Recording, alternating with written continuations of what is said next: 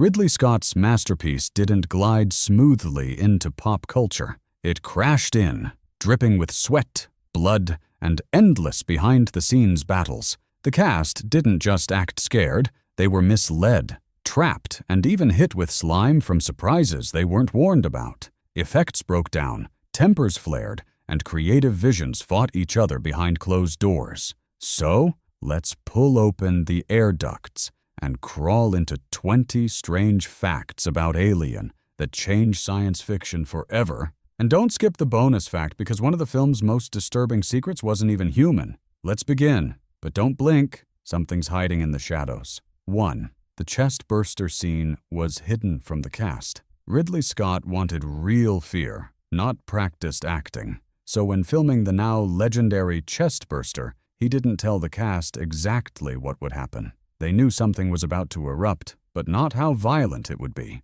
When the prosthetic alien tore through Kane's chest, blood blasted everywhere. Veronica Cartwright was struck in the face and screamed, falling backward. That wasn't performance, it was shock. Scott had hidden a fake chest filled with pressurized blood bags and animal organs. The eruption was filmed once, in one take. No rehearsal, no warning. What stayed on film was pure horror that haunted the actors for years. 2. H.R. Giger's designs disturbed the studio. When Swiss surrealist H.R. Giger sent his early Alien designs, Fox executives were horrified. Not impressed, disturbed. His art was biomechanical, grotesque, and sexual. One executive even said, "It's disgusting. Throw it out." But Ridley Scott fought to keep him. He knew this wasn't just another monster. It was a vision of terror. Giger's designs combined bones, metal, and erotic shapes. The alien wasn't just a killer.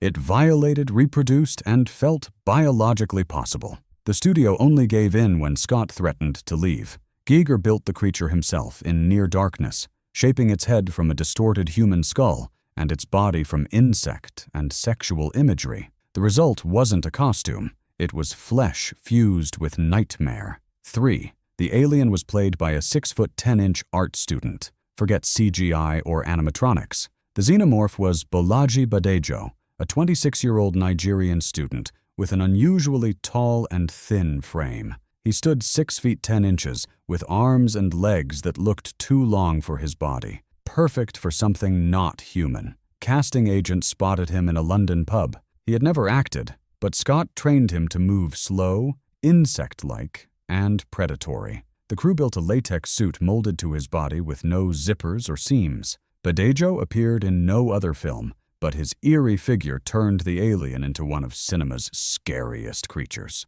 A ghost in the corridors. 4. The ship was built from junkyard scraps. The Nostromo wasn't a shiny spaceship. Set designer Roger Christian raided airplane scrapyards, hauling valves, pipes, circuit boards, and medical gear. Everything was rusted, grimy, and heavy. The ship didn't look futuristic. It looked old, like an industrial rig drifting through space. The cast had to duck under pipes and squeeze through wires. That style, called the used future, changed science fiction forever. No more spotless white walls. From then on, space looked dirty, lived in, and dangerous. 5. Sigourney Weaver wasn't the studio's first choice. Sigourney Weaver is Ripley now, but back in 1978, she was unknown. Fox wanted Meryl Streep. Some producers pushed for Veronica Cartwright, but Ridley Scott saw something else. At Weaver's screen test, she didn't cry or scream. She gave orders. Her tall frame, sharp voice, and steady stare convinced Scott.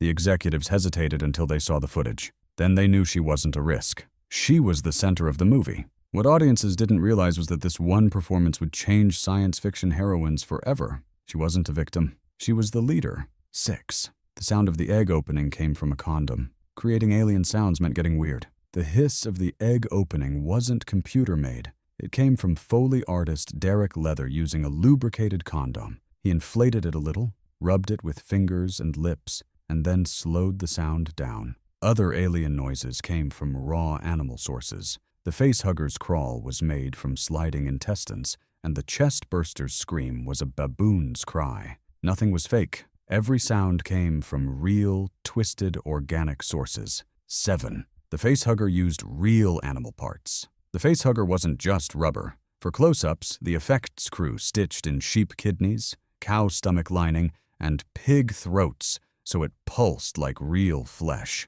When it clung to Kane's face, it didn't just look alive, it smelled awful. The actors recoiled at the stench. The tail moved by piano wire, but the body was pure organic horror. It wasn't a puppet, it was biology turned against you. 9. The android's milk blood made filming awful. When Ash is revealed as an android, his insides spill out white. The mix was made of milk, yogurt, onion juice, and caviar. The goal was to look organic but wrong. Under hot set lights, it spoiled within minutes. The smell was unbearable. Ian Holmes said he nearly gagged while filming. It was less about special effects and more about surviving the odor. 10. Ridley Scott operated the facehugger. The moment the facehugger leaps out of the egg wasn't mechanical. It was Ridley Scott himself. Wearing gloves, he shoved it upward through a slit, then reversed the footage so it looked like the creature shot out. Scott wasn't just directing, he was literally inside the horror. 11. The alien slime was KY jelly. That constant wet shine on the alien? Not alien fluid, just bottles of KY jelly. The crew smeared it over the costume, the eggs, and the facehuggers. They kept coolers full of it to stop it from drying out under the lights. The slick texture made the alien look alive and breathing, not painted. 12. The alien's head used real skull parts. Giger believed in realism. He embedded actual human skull fragments into the alien's head dome. That faint face shape you see through the clear shell? It's real bone. It added a sense of death inside the design, not just fiction, but decay captured in latex. 13. Yaphet Kotto refused to talk to Sigourney Weaver. To keep tension real, Yaphet Kotto, Parker, avoided Weaver completely off camera. He wanted their arguments to feel natural. Weaver was confused at first, but later admitted it forced her to push back harder in scenes. Their friction on screen wasn't fake. It was built into their working relationship. 14. The score caused a fight. Composer Jerry Goldsmith wrote an eerie score, but Scott and the editors cut it up, swapped it, and replaced parts with temp music. Goldsmith was crushed. He said, "That's not the film I scored." Even the title music wasn't what he intended. Later cuts of the film restored his full score so fans could compare. What audiences heard in 1979 wasn't teamwork. It was compromise. 15.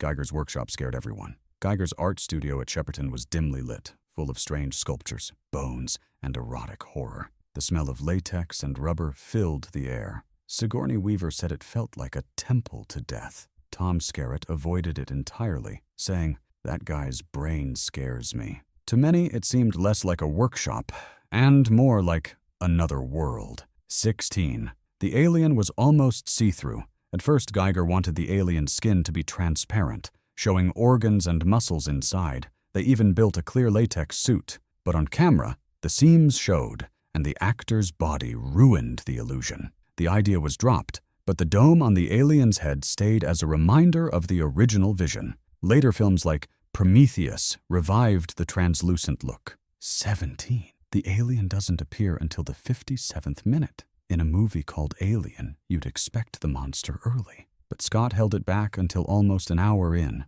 The ship's sounds, the facehugger, and crew tension built suspense until viewers were on edge. When the alien finally showed, the payoff was terrifying. It wasn't slow, it was perfect timing. 18. The chestburster almost gave the film an X rating. The MPAA nearly banned Alien for being too violent. The chestburster scene was seen as too bloody and too long. Fox fought back. Scott trimmed only seconds of splatter, but most of it stayed. The MPAA settled on an R rating. In 1979, it was shocking. Today, it's one of horror's most famous moments. 19. Ripley was nearly written as a man. In the first draft, Ripley wasn't gendered. The studio assumed a male lead. When Scott suggested a woman, executives laughed. He pushed hard, arguing it would surprise audiences. Weaver's audition proved him right. What the studio thought was a gamble became a revolution. Ripley became one of the strongest female leads in film history. 20. The ending was almost much darker. The original script ended with Ripley's death. The alien ripped off her head, sat in the captain's chair, and mimicked her voice to send a false message to Earth. Fox refused, saying it was too bleak. Scott reshot the finale with Ripley surviving and blasting the alien into space. Hope survived, but the shadow of the darker ending stayed in drafts. Bonus fact: a deleted scene showed the alien's most disturbing trait. In a cutscene, Ripley finds Dallas and Brett cocooned, half alive, being turned into eggs. Dallas whispers, "Kill me." The implication? The alien can turn humans into new eggs. It didn't just kill, it reproduced. Scott loved the scene but cut it for pacing. Still, it revealed the alien as more than a predator. It was a biological factory, a nightmare with no end. Alien wasn't just another sci-fi horror. Comment to share your thoughts.